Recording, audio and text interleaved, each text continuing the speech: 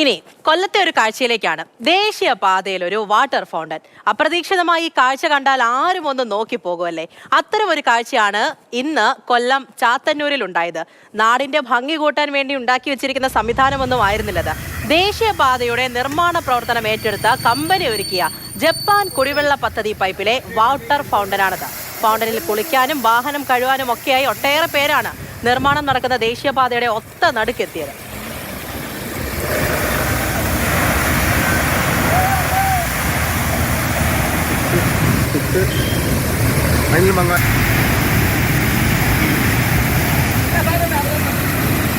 ഇവിടെ ഇപ്പോൾ നല്ല ഉത്സവത്തിന്റെ പ്രതിനിധിയിലാണ് ചാരയുടെ ഉത്സവമാണ് സംഭവം നടക്കുന്നത്. വെള്ളം പാഴായി ചെയ്യുകയാണെങ്കിലും ഞങ്ങൾ ഇവിടെ നേരങ്ങളെല്ലാം നാട്ടെ ഇവിടെ ദേശീയ കഴിവെക്കും ആട്ടോ കഴിവെക്കും ഞങ്ങളെല്ലാം 1.5 മണിക്കൂറുകൊണ്ട് ഇവിടെ കുളിച്ചോണ്ടിരിക്കുകയാണ്. എല്ലാവർക്കും നല്ല ഉത്സവ പ്രതിനിധിയാണ്. കുട്ടികൾക്കായാലും മുതിർന്നവർക്കായാലും ഒരു വലിയൊരു കാഴ്ചയാണ്. ഒരു പാലരുവിയെ ആയിട്ട് തോന്നിക്കുന്ന വിധത്തിലുള്ള 50-60 അടി ഹൈറ്റിലാണ് ഈ വെള്ളം പോയിക്കൊണ്ടിരിക്കുന്നത്. ചിലർ വണ്ടി കഴുകുന്നു, ചിലർ വണ്ടി വെള്ളം കണ്ടിട്ട് കുളിക്കാനായിട്ടും അതുപോലെ തന്നെ കാല് നനയ്ക്കാനായിട്ടും വെള്ളം കണ്ടൊരു ആഹ്ലാദ പ്രകടനം എല്ലാം പിള്ളേർ കാണിച്ചപ്പോഴത്തേക്കും ഞാൻ ജസ്റ്റ് വണ്ടി ഒന്ന് സൈഡാക്കിയിട്ട് ഞാൻ നോക്കി നിന്നു. നല്ല ഭംഗിയുണ്ട് ഇത് കാണാൻ. കണ്ണൻ നായരാണ് നമ്മുടെ കൂടെയുള്ളത്. കണ്ണൻ, ഒരു ഉത്സവ പ്രതീതിയാണ്, നല്ല ഭംഗിയുണ്ടെന്നൊക്കെ അവിടെ ഉള്ളവരൊക്കെ തമാശ രൂപേണ പറയുന്നുണ്ട്. ശരിയാണ്, ആരും ഒന്ന് നോക്കിയൊക്കെ പോകും. പക്ഷെ ഇത് ആകപ്പാട് നാണക്കേടല്ലേ? നാണക്കേടെന്ന് മാത്രമോ, എത്രത്തോളം വെള്ളം പാഴായി പോകുന്നു. ഇത് കാരണം അവിടെ വാഹനങ്ങൾക്കൊക്കെ കടന്നു പോകാനും ഒക്കെ ആകപ്പാടെയൊക്കെ പ്രശ്നമൊക്കെ ആവില്ലേ? ആ കാര്യങ്ങൾ കൂടി ഓർക്കണം.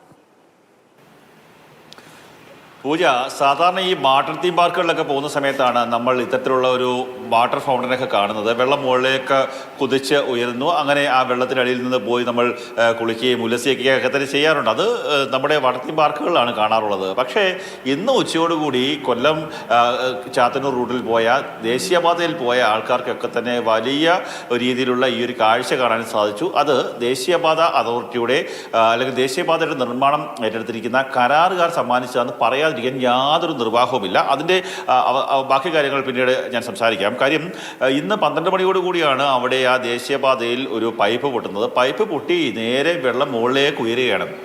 ഏതാണ്ട് 3 നില കെട്ടിടത്തിൻ്റെ അത്രത്തോളം ഉയരത്തിലേക്കാണ് വെള്ളം ഉയർന്നത്. കാര്യം പുനലൂരിൽ നിന്ന് കൊട്ടിയം അതുപോലെ തന്നെ ചാത്തന്നൂർ തുടങ്ങിയ സ്ഥലങ്ങളിലേക്ക് വെള്ളം പമ്പ് ചെയ്യുന്ന ജപ്പാൻ കുടിവെള്ള പദ്ധതിയുടെ പൈപ്പാണ്. വലിയ പ്രഷറിലാണ്, വലിയ മർദ്ദത്തിലാണ് ഈ വെള്ളം ഇങ്ങനെ വന്നുകൊണ്ടിരിക്കുന്നത്. ആ സമയത്ത് ഒരു ചെറിയ ഹോൾ വീണാൽ പോലും വലിയ രീതിയിൽ മുകളിലേക്ക് ഉയർന്ന ഒരു സാഹചര്യം ഉണ്ടാകും.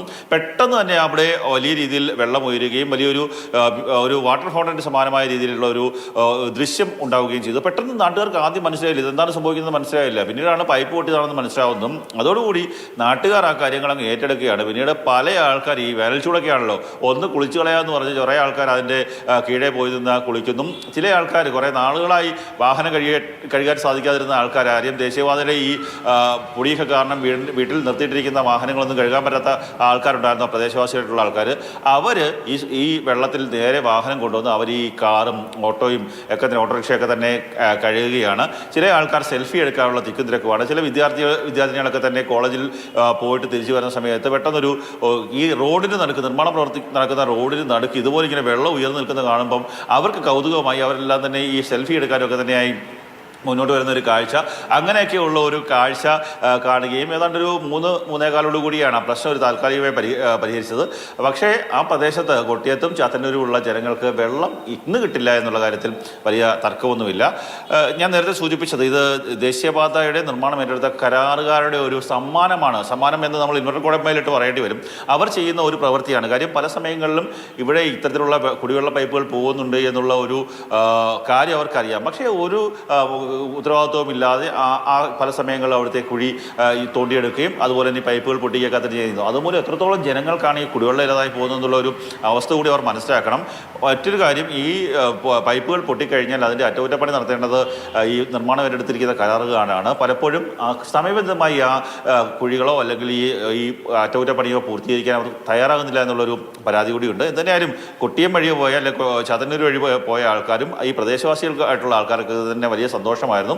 ആ വെള്ളം ഇങ്ങനെ പൊങ്ങി നിൽക്കുകയും അതിനകത്ത് കുളിക്കാനും ഈ വാഹനങ്ങൾ കഴുകാനും തന്നെ സാധിച്ചു. അതെ, ശരിയാണ്. കാരണം അത് പലരും പറയുകയും ചെയ്യുന്നുണ്ട്. പക്ഷേ അതിന് പിന്നിൽ വലിയ വലിയ പ്രശ്നങ്ങൾ കൂടിയുണ്ട്. അത്രത്തോളം വെള്ളം പാഴായി പോകുന്നു.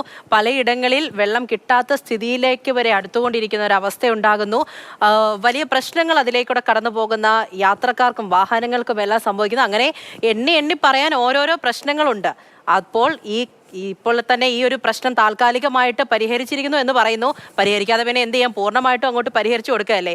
ജനങ്ങൾക്ക് ഒരു ബുദ്ധിമുട്ടുണ്ടാകും എന്നുള്ള കാര്യത്തിൽ യാതൊരു തർക്കവുമില്ല. ഇതേ വാട്ടർ ഫൗണ്ടൻ നാളെ തന്നെ നാട്ടുകാർ കണ്ടാൽ ഇനി ഇപ്പോൾ ഈ പറഞ്ഞ തമാശയൊക്കെ അങ്ങ് കാര്യമായിട്ട് മാറും. അതിൽ കൂടി ഒന്ന് ശ്രദ്ധ വെക്കുക. ശരി.